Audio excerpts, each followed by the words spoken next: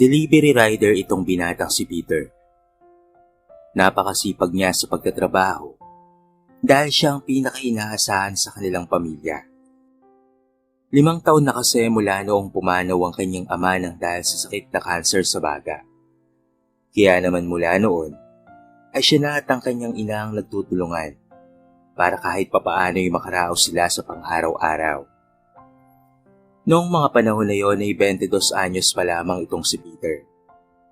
Tumutulong siya sa kanyang ina na si Aling Glory sa paglalako ng mga basahan sa kalsada.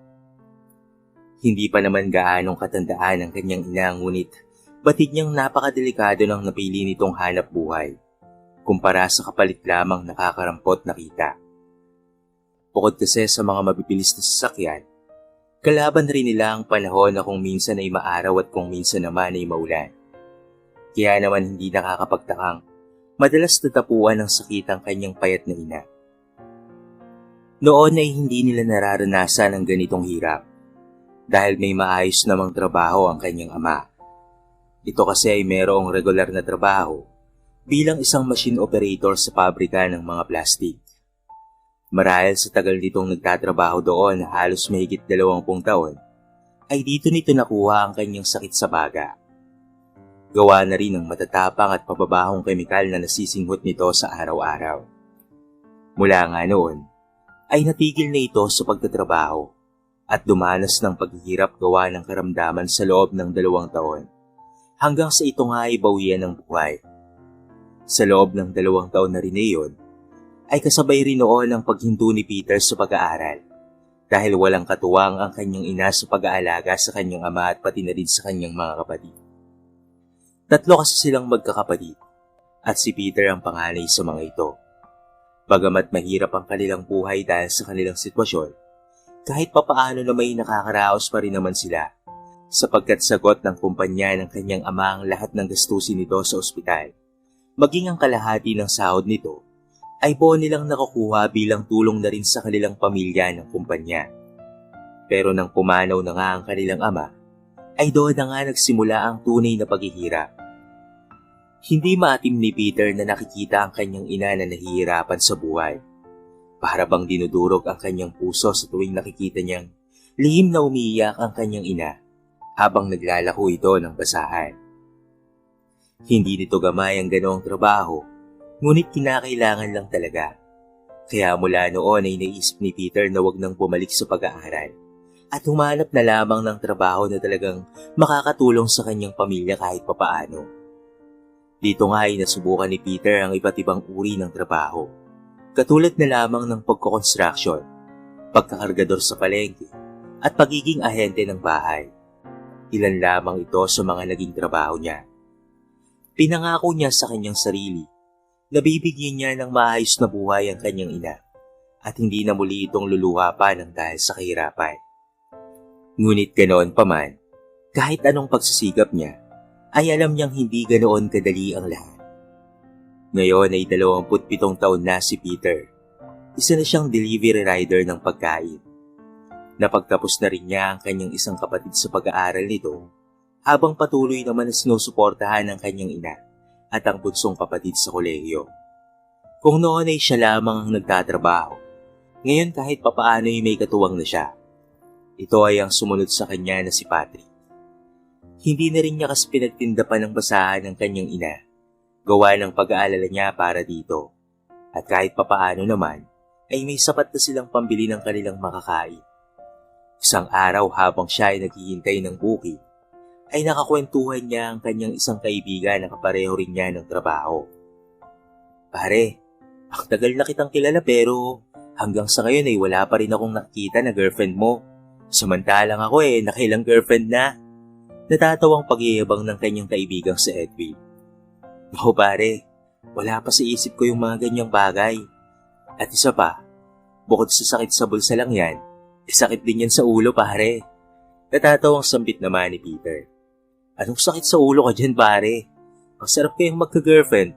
Kasi bukod sa may inspirasyon ka na, may mag-aalaga pa sa'yo. Bakit pare? Siguro kaya mo nasasabi dahil hindi ka pa siguro nakaranas na magka-girlfriend ano? At hindi mo pa siguro naranasan na may magtatanong sa'yo kung kumain ka na ba, kamusta ka, at may magsasabi sa'yo na miss ka niya at mahal ka niya, at higit sa lahat kailangan ka niya. Kinikilig na sabi pa ng kanyang kaibigang si Edwin. Naku pre, ang baduy naman. Hindi ko ma-imagine ang sarili ko na magkakaganyan ako ng tulad sa'yo. At isa pa, hindi ko pa natutupad ang mga pangarap ko para kay nanay.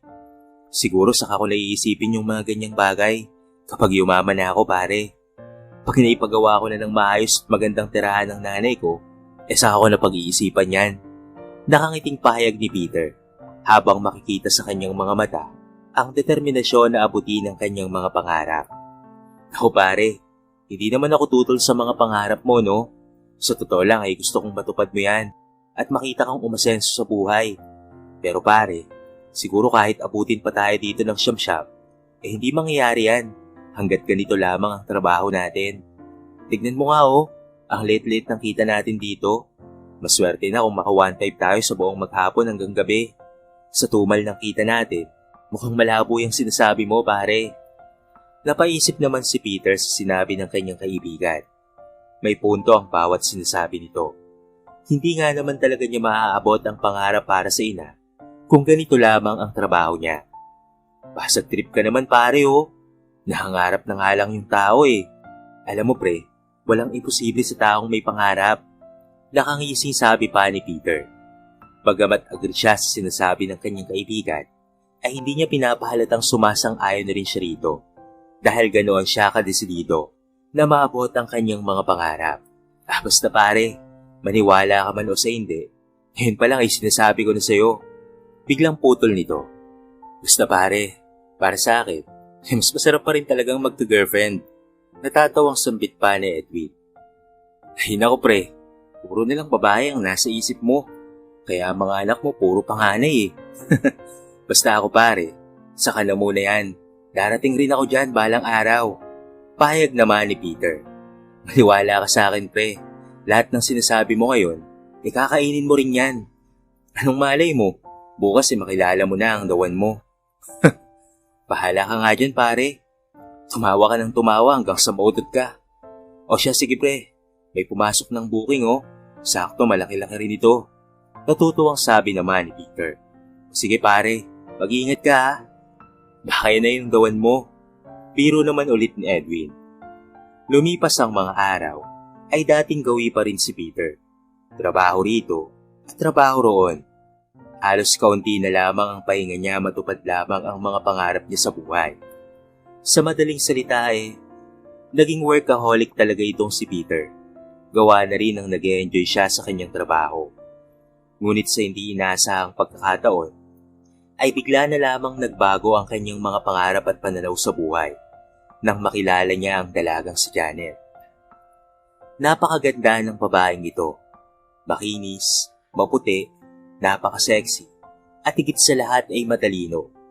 Kung titignan ang physical na itsura nito, ay wala ka nang hihilingin pa sapagkat maladyosa ang kinitong kagandahan. At masasabi mo talagang nasa kanya na ang lahat pagdating sa panlabas na itsura. Nakilala ito ni Peter nang minsang nagmamaneho siya ng motor pauwi sa kanilang bahay. Nadaanan niya ito na mag-isang naglalakad sa madilim na kalsada. Malayo pa lang ay tanaw na ang puti nitong balat, kaya't litaw na litaw ito sa madilim na gabi. Miss, ayos ka lang ba? Saan ang punta mo? Gusto mo bang sumabay na sa akin? Napakadelikado kasi ng lugar na ito Sunod na tanong ni Peter sa dalaga. Sa totoo lang, ay nagdadalawang isip pa siyang lumapit rito sapagkat iniisip niya na baka bagong modus ito ng masasamang loob. Kunwari paglalakarin ng magandang dalaga sa kalsada at kapag tinulungan mo na, saka na maglalabasan ng mga kasama nito at magdedeklara ng hold up. Pero ganoon pa man, ay hindi na iyon inalintana pa ng binata. Ang nasa isip lamang niya ng mga oras na yon ay ang kaligtasan ng babae. At kung modus nga talaga ito, ay bahala na roon si Batman. Tumingin lang sa kanya ang babae at nagulat na lamang siya nang makita ang maluhaluan nitong mga mata. Miss, ayos ka lang ba? Muling tanong ni Peter. Oo, ayos lang ako. Maya-maya ay lumapit sa kanya ang dalaga at dire-diretsyong sumakay sa motor niya nang walang paligoy-ligoy pa. Mula noon ay doon na nga sila naging magkakilala. Napag-alaman ni Peter na working student pala ito, estudyante sa umaga at call center agent naman sa gabi. Mag-isa na lamang daw ito sa buhay dahil wala na siya sa poder ng kanyang mga magulang. Matagal na daw kasing hiwalay ang mga ito. Ang kanyang ama ay may ibang pamilya na, habang ang kanyang ina naman ay nasa ibang bansa na, sumama sa apam na boyfriend nito. Kaya naman mag-isa na lamang niyang binubuhay ang kanyang sarili. Dahil doon, ay talaga namang napahanga ng husto ang binata. Dahil bukod sa maganda ito, ay masipag pa at matalino. Kaya naman hindi nagpatumpik-tumpik pa ang binata at agad na niyang sinunggaban ng ligaw ang dalaga. Kaya naman umabot lamang ng 1 buwan ang kanyang panliligaw, ay sinagot na rin naman siya nito. Hindi naman malabong mangyari yon sapagkat kahit papaano ay may dating din naman si Peter. Bukod sa mabait at masipag, ay maalaga rin talaga ito. Kaya naman siguro hindi naging mahirap para kay Janet na tumugon sa pagmamahal ng binata. Palagi na nga silang magkasama, masaya at puno ng pagmamahalan. Natutuwa naman si Peter dahil hindi maluho itong si Janet. At kahit sa mga simpleng kainan lamang niya ito dalhin, ay tuwang-tuwa na ito. Hanggang isang araw, ay nagulat na lamang si Peter paglabas niya ng kanilang bahay. Nakita niya kasi si Janet na nakaupo sa labas sa tabi ng kanilang gate. Babe, anong ginagawa mo dito? Bakit nandiyan ka sa labas? Sana'y tumawag ka man lang o nag-text para nasundo kita. Gulat at nagtatakang sambit ni Peter. Peter, pwede bang dito na lamang muna ako sa tumira? Pinalis na kasi ako sa inuupahan kong bahay. Hindi na kasi ako nakakapagbayad ng renta. Nang sabihin niyon ng dalaga, ay walang ano-ano'y niyakap siya ng binata at hinalikan sa kanyang noo. Awang-awa siya sa kanyang nobya, kaya naman maluha-luha siyang niyakap ito. Oo naman babe, pwedeng-pwede ka dito. Tara sa loob, ipapakilala kita kay mama at sa mga kapatid ko. Masayang aya ni Peter sa kanyang nobya. Dahil doon, ay umaliwalas naman ang malungkot na mukha ng dalaga. Pinakilala nga ni Peter ang kanyang nobya sa kanyang ina at mga kapatid. Bagamat bahagyang nagulat, ay masaya pa rin naman ang mga ito para sa kanya. Sa unang mga linggo at buwan, ay naging maayos naman ang pakikitungo ng dalaga sa kanyang pamilya. Masipag, magalang, at maalaga ito sa kanyang ina. Hanggang isang araw, ay bigla na lamang nagbago ang lahat. Kasabay ng pagiging komportable nito sa bahay, ay unti-unti ring lumalabas ang tunay nitong kulay. Madalas itong umaalis sa tuwing babiyahe si Peter. Hindi ito nagpapaalam sa ina ng binata at bigla-bigla na lamang darating kapag alam niyang papauwi na ang kanyang nobyo. Katwiran niya sa matanda ay meron siyang bigla ang klase. Kahit na ang totoo'y MWF lang naman talaga ang pasok nito sa paaralan. Naging tamad na rin ito, ni hindi man lamang magawang maglinis ng bahay. Lahat ng mga damit at uniforme nito ay sa matanda pa ipinapalaba. Hindi rin ito nagluluto o naghuhugas man lamang ng pinggan. Ngunit ganoon pa man, ay hindi na ito inalmahan pa ng ina ni Peter. Alam niyang mahal na mahal ito ng kanyang anak. Kahit ganito ang ugali nito, ay tinitiis na lamang niya. Isa pa ay napakabait rin kasi talaga ng matanda. At ang turing niya kay Janet ay parang isang tunay na anak na rin. Dahil ang katwiran niya ay kung sino ang mahal ng kanyang anak ay mahal na rin niya. Ngunit isang pangyayari ang gugulo at gigimbal sa buong pamilya. Gumawa ng eksena itong si Janet habang sila ay kumakain ng hapunan. Pinalabas niya na inaalila siya ng nanay ni Peter, gayong hindi naman totoo ang lahat ng ito. Peter, hindi ko na kaya. Natigilan naman ang binata sa pagkain nang bigla na lamang maluwaluwang nagsalita si Janet. Babe, okay ka lang ba? Anong ibig mo sabihin? Nag-aalalang tanong ni Peter sa nobya. Babe, hindi ko na kaya. Hindi ko na kaya ang pagmamalupit sa akin ng nanay mo. Mas ikinagulat pa ng lahat ang sinabi ng dalaga, dahilan para mapatigil na silang lahat sa pagkain. Hindi naman makapaniwala ang kanyang ina at mga kapatid sa isiniwalat nito. Maging si Peter ay hindi makapaniwalang magagawa iyon ng napakabait niyang ina. Ate Janet, ano po bang sinasabi niyo? Hindi naman yun magagawa ni nanay sa'yo. Nagugulo ang sambit ng bunsong kapatid ni Peter. Oo nga ate, hindi magagawa ni nanay yun. Baka nagbibiro ka lang ate ha. Teka, prank ba to ate? Saad naman ni Patrick, ang pangalawang kapatid ni Peter. Ito ang sinasabi ko at hindi ako nagsisinungaling sa inyo. Sigaw ni Janet. Napatingin naman sila sa kanilang ina.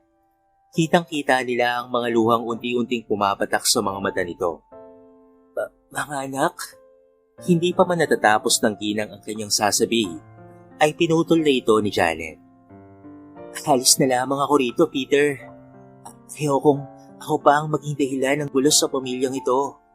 Nang sabihin niyo ng dalaga, ay kaagad siyang nilapitan ng kanyang nobyo at niyakap. Dahil bulag sa pag-ibig si Peter, ay mas pinaniwalaan niya ang kanyang nobya kaysa sa kanyang sariling ina. Kung aalis ka, babe, hindi ako papayag na hindi ako kasama.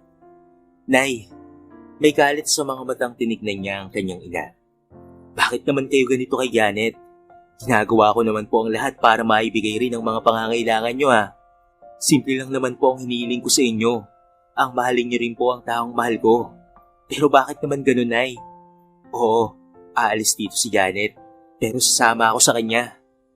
Halos walang masabi ang kanyang ina, kung hindi ang umiyak na lamang. Alam niyang mahal na mahal ng kanyang anak ang babaeng ito, at alam niyang hindi siya nito paniniwalaan dahil bulag ito sa pagmamahal sa dalaga. Ngunit ganoon pa man, ay sinabi pa rin niya sa anak na hindi totoo ang mga bintang sa kanya, at ang lahat ng sinabi nito ay pawang kasinungalingan. Subalit hindi lamang pala ito bulat. Pingi rin ito sa lahat ng paliwanag niya. Magkahalong tampo, pag-aalala at panghinayang ang naramdaman ng kanyang ina at mga kapatid. Tampo dahil mas pinili nitong paniwalaan ng sinungaling na babae kaysa sa kanilang ina. Pag-aalala naman dahil alam nilang nasa maling tao si Peter. Panghihinayang dahil sa isang iglap ay nasira ang kanilang napakagandang samahan. Tuluyan na ngang umalis si Peter kasama ang kanyang nobya na si Janet. Ang ipon ni Peter na sana ay gagamitin niya para mapatuyuan ang maayos na tirahan ng kanyang ina ay ginamit niya para makabili ng simpleng bahay sa Maynila. Doon niya tinira si Janet. Bumili sila ng mga gamit at nagsama na para bang tunay na mag-asawa kahit hindi pa man sila kasal. Nagdoble kayod si Peter para masuportahan ang pag-aaral ng nobya at mabigyan ito ng maayos na buhay. Sa umaga bago magtrabaho, ay naglalako siya ng mga frozen foods sa mga bahay-bahay. Sa gabi naman bago umuwi, ay sumasideline na rin siya bilang habal. Masustain lamang ang kanilang pangangailangan at makapag-ipon na rin at the same time. Sobrang mahal na mahal ng binata itong si Janet. Lahat ginagawa niya para lamang maibigay ang anumang makapagpapasaya rito. Mula nang umalis siya sa kanilang bahay, ay hindi niya na napapadalhan ng pera o nakakamusta man lamang ang kanyang ina.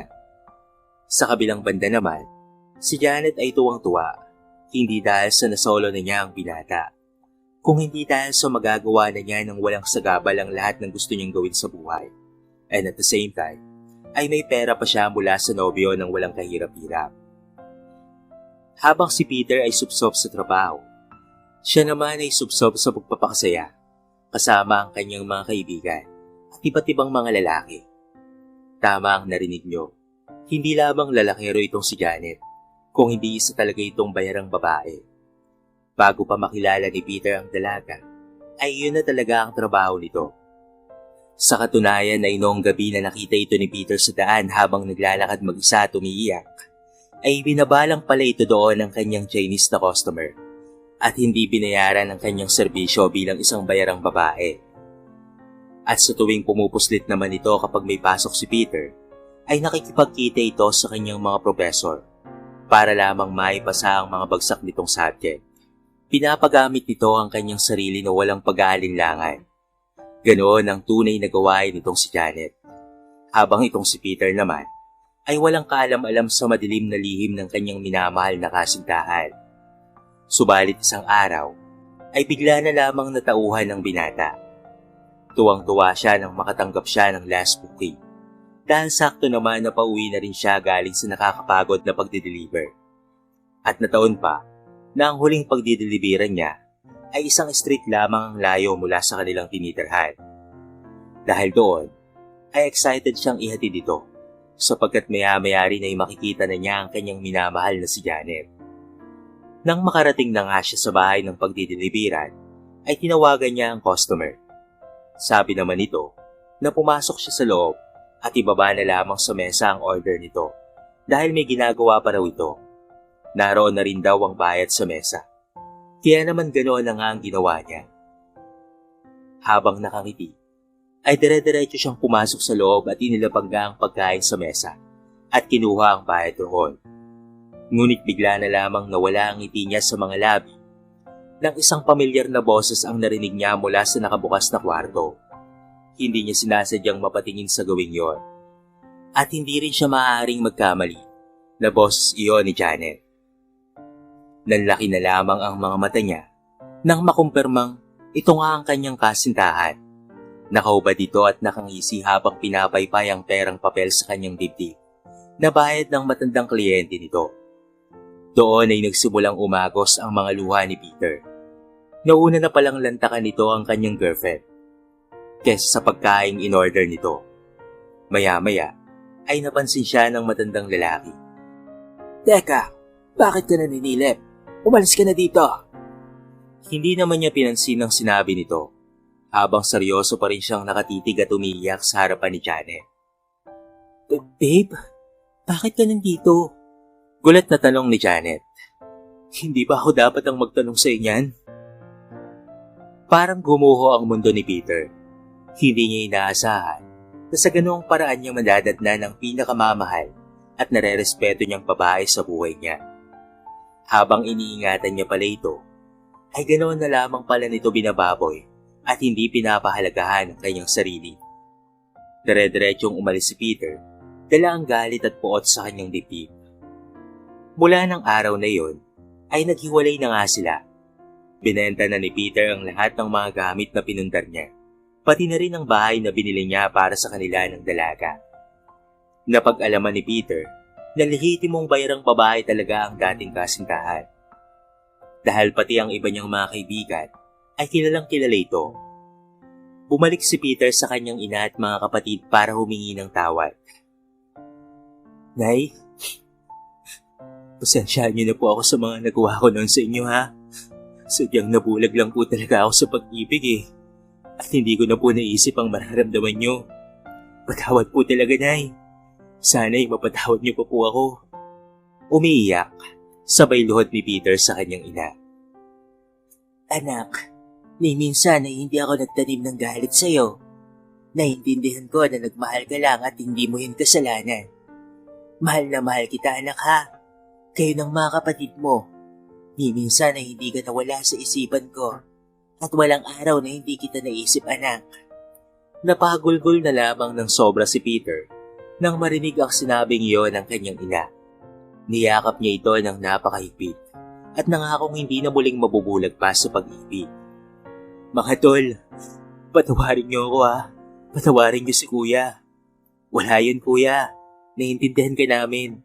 Tulad ni nanay, siyempre mahal ka rin namin at hindi kami galit sa'yo. Nagkaya ka pa ng buong pamilya. Masayang masaya ang bawat isa dahil muling naibalik ang maganda nilang samahan na sinira lang ng babaeng si Janet. Lumipas ang mga buwan at nang makabubon na sa pangyayari si Peter, ay nagpatuloy na siya sa pag-aaral. Wala na siyang pakialam at balita kay Janet.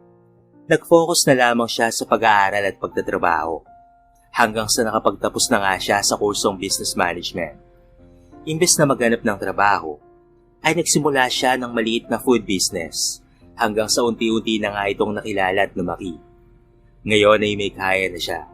Sa pagtutulungan nilang magkakapatid, ay nakapagpagawa sila ng maganda at malaking bahay kung saan ay sama-sama sila doong pamilya, kasama ang mga asawa at mga anak ng kanyang mga kapatid.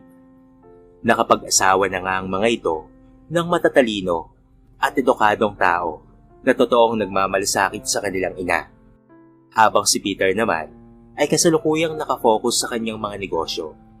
Sabi niya sa kanyang sarili na may tamang panahon naman para sa pag-ibig. Isang araw habang siya ay nagdadrive ng kanyang sasakyan, ay nadaanan niya si Janet sa kalsada. Namamalimos ito habang may bitbit na sangkol at may nakakapit pa na 2 bata sa magkabilang gilid ng kanyang damit. Hindi na inalampa ng binata kung ano ang nangyari rito at kung bakit ito nagkaganito. Mababakas naman sa itsura nito na naghihirap talaga ito sa buhay. Kung dati ay kutis mayaman, ngayon ay kutis taong grasa na ito.